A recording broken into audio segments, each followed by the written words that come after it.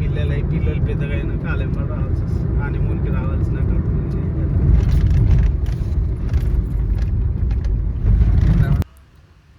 ఇదండి complaint. So తమ్నేల్ని బట్టి మీకు అర్థమైపోయి ఉంటుంది ఎక్కడికో అని. So it's a family trip అండి టు గోవా. చూసేయండి. గోవా మేము బై రోడ్ ప్లాన్ చేసాము. ఆల్మోస్ట్ 8:30 కల్లా స్టార్ట్ అయిపోయాము. ఇలా ప్రకృతి అందాలని ఆస్వాదిస్తూ మొదలైన మా ప్రయాణం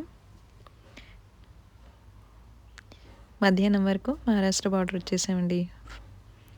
ఫస్ట్ డే మేము కొల్హాపూర్ దర్శించుకోవాలనుకున్నాము. సో ఇక్కడ మహారాష్ట్ర అంటేనే వడపావ్, పావ్ బాజీలు. సో అది ఎంజాయ్ చేయాలని ఆగాము.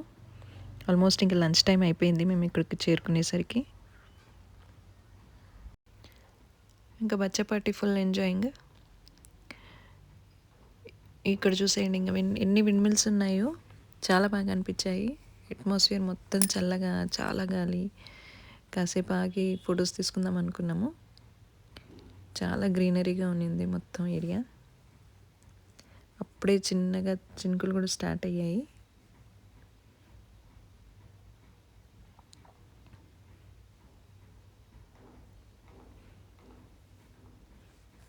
ఇదిగోండి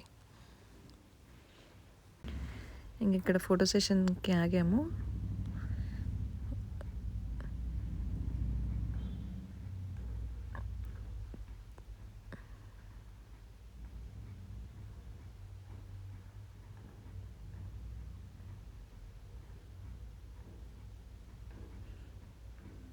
హైవే కాబట్టి చాలా జాగ్రత్త వహిస్తూనే ఉండాలి.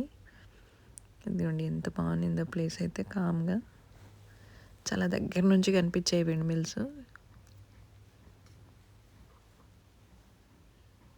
వీడియో కాల్స్ చేసి చూపించడం అందరికీ. కాసేపు అక్కడే రిలాక్స్ అయ్యాము.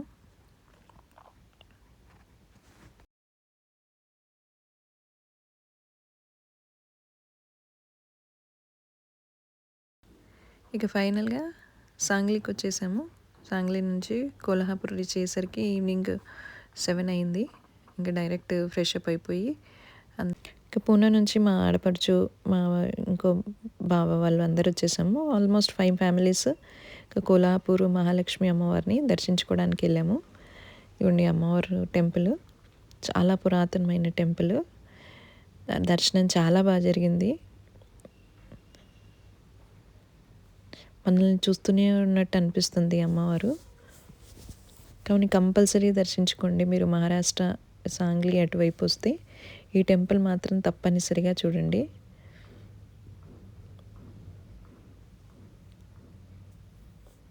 అప్పుడు శివాజీ టైంలో కట్టిన ఆలయం అన్నారు. చాలా మహిమగల టెంపుల్. ఇంకా దర్శనం అయిపోయిన తర్వాత మేము డిన్నర్కి వచ్చేసాము. బ్యాక్ సైడే మనకి తక్కువ ధరలో మంచి టేస్టీ ఫుడ్, దాల్, రోటీ అన్ని. తర్వాత ఇంకా లేక్ వ్యూ, సంభాజీ మహారాజ్ ఉన్న టైంలో ఉన్న లేక్ కట్టారంట. ఇది వాటర్ ఫెసిలిటీ కోసం. పక్కనే చిన్న శివాలయము. ఇక్కడ దర్శించుకొని ఇంకా మేము బయలుదేరిపోయాము. నెక్స్ట్ డే మళ్ళీ దత్తక్షేత్రం ఉంది దగ్గరలోనే, నృసింహవాడి దర్శించుకోవాలి అని. చూడండి ఎంత చక్కగా ఉన్నారు ఇక్కడ శివయ్య. ఎర్లీ మార్నింగ్ వైబ్స్ చాలా బాగుంటాయి కదా. అక్కడే దత్తక్షేత్రంలోనే పంచతీర్థాలు కలిసే చోటు ఉంటుందన్నారు. అక్కడే తీర్థస్థానాలు అవి చేసుకొని దర్శనం చేసుకొని ఇంకా ఈవినింగ్ వరకు గోవా రీచ్ అవ్వాలి అని 2 days planning. So first day మొత్తం కొల్హాపూర్ అక్కడే స్టే చేసాము. Next day Dattakshetram. అక్కడ నుంచి 2 hours పట్టింది కొల్హాపూర్ నుంచి దత్తక్షేత్రం రావడానికి. నృసింహవాడి ఇదిగోండి.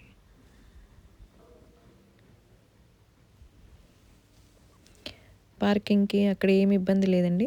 ఈజీగా మంచిగా అలాట్మెంట్ చాలా ఉన్నాయి. పౌర్ణమి ఎప్పుడైతే చాలా రష్ ఉంటుంది అన్నారు. ఇంకా పిల్లలకి అందరం ఇక్కడికి టీ, స్నాక్స్, ఇంకా తీర్థ స్నానాలకి మేము అందరం కలిసి వచ్చేసాము. అత్తయ్య, మా వదిన, అక్క అందరం.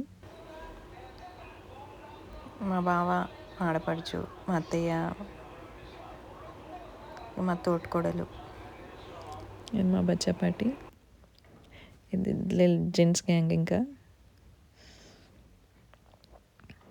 చాలా రష్ ఉన్నింది.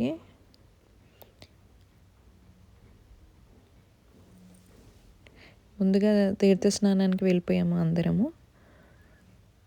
కొంచెం మెయింటెనెన్స్ అయితే లేదు, బట్ మనకు పుష్కరిణి ఎలాగో ఇక్కడ పంచతీర్థాలు కలిసి ఉంటాయి అని అన్నారు. అందుకే ఇక్కడ స్నానం చేస్తే మంచిది అని. ఇక పిల్లలు వాటర్ చూస్తే ఆగుతారా, చాలా పెద్దది. మొత్తం ఫ్యామిలీ అంతా తీర్థ స్నానాలు చేసి దర్శనానికి వెళ్ళిపోయాము. ఇక దర్శనం చేసుకొని స్వామివారిని, ఇక్కడ చిన్న శివయ్య, మళ్ళీ మనకు ప్రసాదం కౌంటర్ కూడా పక్కనే ఉంటుంది. ఇక తీర్థ స్నానాలు దర్శనాలు అన్నీ అయిపోయి కొంచెం షాపింగ్ చేసుకొని ఇక మళ్ళీ రూమ్కి వచ్చేసాము. హోటల్స్ బుక్ చేసుకున్నాము.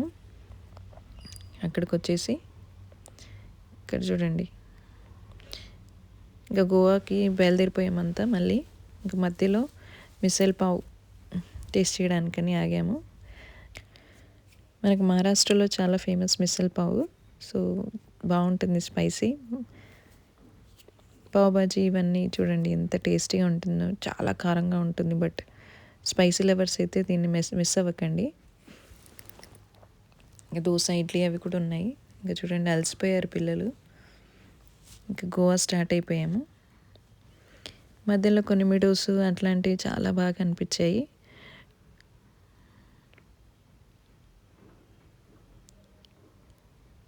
ఇక్కడ మధ్యలో ఇంకా కొన్ని వ్యూ పాయింట్స్ ఉన్నాయి, వాటర్ ఫాల్స్ ఇలాంటివన్నీ. అవన్నీ చూసుకుంటూ మళ్ళీ ప్రయాణం గోవా టు.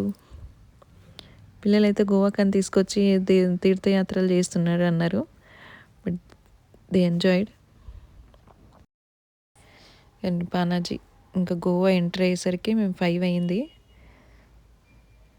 కొల్హాపూర్ నుంచి గోవా వచ్చేసరికి ఇక్కడ ఎంట్రన్స్లోనే గోవా ఎంటర్ అవ్వగానే మేము ఇక్కడ కూడా ఒక శివాలయం ఉన్నింది. ఆ శివయ్యని దర్శించుకున్నాం మేము ఆగేసి. ఇంకా జెంట్స్ గ్యాంగ్ ఏమో రిసార్ట్ అయినా విల్లా అయినా రూమ్స్ బుక్ చేసుకోవడానికని వాళ్ళు బయలుదేరారు. సో నెక్స్ట్ బ్లాగ్లో మేము ఏం విల్లా తీసుకున్నాము, ఎంత ప్రైస్లో పడింది, సో ఎలా ఎంజాయ్ చేసాం గోవా డే అనేది next blog. Thank you for watching.